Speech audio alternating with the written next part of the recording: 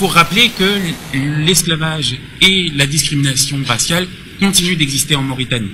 La Mauritanie est régulièrement pointée du doigt par les organes des Nations Unies, par les organes de la Commission africaine, les organes de l'Union africaine, comme la Commission africaine. Il y aurait, selon les estimations de groupes internationaux, jusqu'à 43 000 esclaves, personnes en situation d'esclavage en Mauritanie aujourd'hui. Ça fait presque 1% de la population.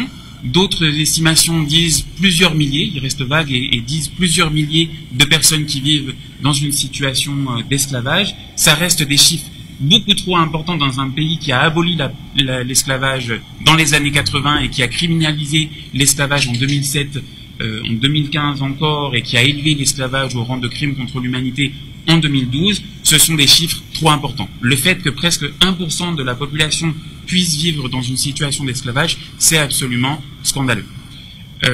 Il y a également le Comité africain pour les droits de l'enfant qui, en janvier 2018, a rendu une décision indiquant que 2 enfants mauritaniens ont été maintenus dans des conditions d'esclavage pendant 11 ans. Et ça montre bien le fait que la plupart des organes internationaux en matière de droits humains dénoncent et pointent du doigt la Mauritanie sur le fait que l'esclavage est encore une réalité aujourd'hui. En plus de l'esclavage, il faut parler de la discrimination raciale. La discrimination raciale, c'est ce qui fait le terreau sur lequel les pratiques esclavagistes peuvent continuer d'exister. Il y a, par exemple, un net déficit de représentation des populations, des communautés afro-mauritaniennes ou aratines dans les positions de leadership de la Mauritanie. Selon les études qui ont été faites par des sociologues, il y aurait, par exemple, 75% des positions de leadership qui sont conservées ou qui sont, depuis plusieurs années, maintenues par la minorité béidane à l'intérieur du pays. Cette représentation, cette sous-représentation des communautés aratines et des communautés afro-mauritaniennes, elle est aussi le fruit de discrimination plus structurelle. Par exemple, le fait que c'est plus compliqué, et les organisations non gouvernementales mauritaniennes le dénoncent régulièrement, c'est compliqué pour les populations afro-mauritaniennes de pouvoir s'enregistrer et d'avoir des papiers mauritaniens.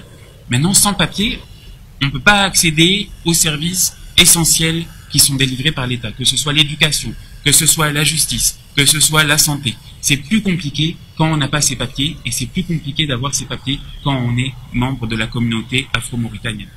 Plutôt que de reconnaître ces problèmes qui sont très importants pour la Mauritanie et qui risquent de devenir de plus en plus importants au fur et à mesure que nous avançons vers l'élection présidentielle de 2019, plutôt que de reconnaître ces problèmes, les autorités sont dans le déni et elles répriment les défenseurs des droits humains qui abordent ces questions.